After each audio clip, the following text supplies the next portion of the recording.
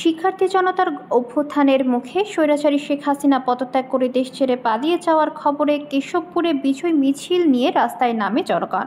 এ সময় উপজেলায় বিভিন্ন স্থানে আওয়ামী লীগের বিভিন্ন স্থাপনা ভাঙচুর ও অগ্নিসংযোগ করে বিক্ষুব্ধ জনতা। এক পর্যায়ে কেশবপুরে উপজেলা পরিষদে ধ্বংসযজ্ঞ হয়। সেই ধ্বংসস্তূপ পরিষ্কার করছে বৈষম্য বিরোধী ছাত্র আন্দোলনের শিক্ষার্থীরা। আজ রবিবার সকালে বৈষম্য বিরোধী ছাত্র আন্দোলনের শিক্ষার্থীরা সেই ধ্বংসস্তূপগুলো পরিষ্কার পরিচ্ছন্ন করেন। সরেজমিনে দেখা যায় হাতে গ্লাভস পরে মুখে মাস্ক দিয়ে ঝাড়ু নিয়ে শিক্ষার্থীরা নিজ উদ্যোগেই উপজেলা পরিষদের চত্বর পরিষ্কার করছেন। চত্বরে থাকা জিনিসপত্র কুড়িয়ে নির্দিষ্ট পাত্রে রাখেন। বৈষম্য বিরোধী ছাত্র আন্দোলনের কেশবপুর উপজেলা সমন্বয়করা বলেন, বাংলাদেশটা আমাদের সবার, দেশের সম্পদ রক্ষার দায়িত্ব আমাদের।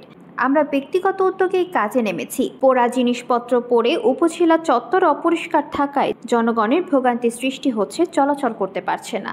তাই জনগণের সুবিধার্থে উপজেলা চত্বর পরিষ্কারের কাজ করেছি। আমাদের দেশটা যাতে সুন্দর থাকে, আমরা সাধারণ শিক্ষার্থীরা সেই প্রত্যাশা করছি। যাতে মানুষ এই ইউনো অফিস আপনারা জানেন যে আসলে এখানে সাধারণ মানুষের একটা সেবার একটা জায়গা। আসলে এই জায়গাটার এই অপরিষ্কার বা এই অপরিচ্ছন্ন থাকার কারণে দেখা যাচ্ছে অনেক মানুষ তার যে সেবাটা দেখা সেইভাবে এসে প্রপারলিভাবে নিতে পারতেছে না। আসলে আমাদের মূল উদ্দেশ্য হচ্ছে এটাই, যাতে মানুষ যাতে সুষ্ঠুভাবে সেবা পায়। আর সেই সেবাটা পাইতে পারলে এই প্রতিষ্ঠানের অবস্থাটা আপনারা জানেন যে অবস্থার মধ্যে আছে, তাহলে এই অবস্থায় এই সেবাটা আসলে সম্ভব না আপাতত অবস্থায়। এই জন্য আমরা বৈষম্য বিরোধী ছাত্র আন্দোলনের ছাত্ররা সবাই মিলে আমরা সিদ্ধান্ত নিই যে আমরা এই জায়গাটা আমরা পরিষ্কার করতে চাই, যাতে কেশবপুরের মানুষ এখানে এসে তারা যেন তাদের সেবাটা এখানে গ্রহণ করতে পারে।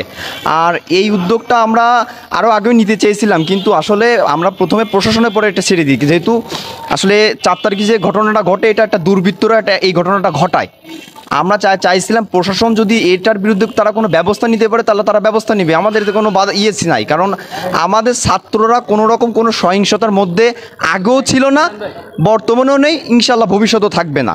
এজন্য আমরা তাদেরকে এই সুযোগটা দিয়েছিলাম, কিন্তু যেহেতু তারা আসলে এটা করতে পারেনি, এখন আমাদের এখন দরকার কেশবপুরের মানুষের সুষ্ঠু সেবা দেওয়া। এখন এই সেবাটা ব্যাহত হচ্ছে, যে জন্য আমরা আর অপেক্ষা করতে পারিনি। আমরা এখন এটা পরিষ্কার করার উদ্যোগ নিয়েছি, আমরা সমস্ত ছাত্ররা মিলে এই উদ্যোগটা নিয়েছি যে আমরা এই জিনিসটা পরিষ্কার করে ফেলবো। আমাদের দ্বারা যতটুকুনি সম্ভব আমরা মোটামুটি এটা করে ফেলবো। এটা এখানে যে মালামালটা রয়েছে আমরা সেটা এখানে রাখতেছি। আমরা এখানে এমন একটা জায়গায় রাখার চেষ্টা করতেছি যে জায়গাটায় জন্য আসলে সাধারণ মানুষ যে আসতেছে তাদের যাতে কোনো সেবা নিতে ব্যাহত না হয়, এজন্য আমরা একটা নির্দিষ্ট জায়গায় এখানকার যে মালামালটা সেখানে রাখতেছি। এখানে যে আবর্জনাগুলো রয়েছে সেটাও আমরা একটা নির্দিষ্ট জায়গায় রাখতেছি, যাতে পরবর্তীতে আপনার ইউনোসার এইখানকার যে মালামালগুলো রয়েছে সেটা আসলে কাদের মালামাল এটা ইউনোসার পরবর্তীতে যাচাই বাছাই করে তাদের কাছে সুষ্ঠুভাবে এটা বন্টন করতে পারে, অথবা তারা একটা ব্যবস্থা নিতে পারে। আমরা আপাতত আমাদের অফিস প্রাঙ্গণে যেটা জনসাধারণের ব্যবহারের উপযোগী জায়গা বা জনসাধারণ যে জায়গাটা ব্যবহার করতে পারে এমন জায়গাটুকুনি আমরা পরিষ্কার করার চেষ্টা করছি, যাতে এখানে জনসাধারণ মানুষ এসে সেবাটা নিতে পারে। আর আমরা আজকে ইউনো অফিসে আসছি। ইউনো অফিসটা হচ্ছে আমাদের সকলের একটা সেবামূলক জায়গা, এটা সবারই প্রয়োজন কম বেশি। তো এখানে অনেক ক্ষতিগ্রস্ত হয়েছে, কাদের মাধ্যমে হয়েছে এগুলো আমরা বলতে জানিও না, আমরা বলতে চাচ্ছিও না।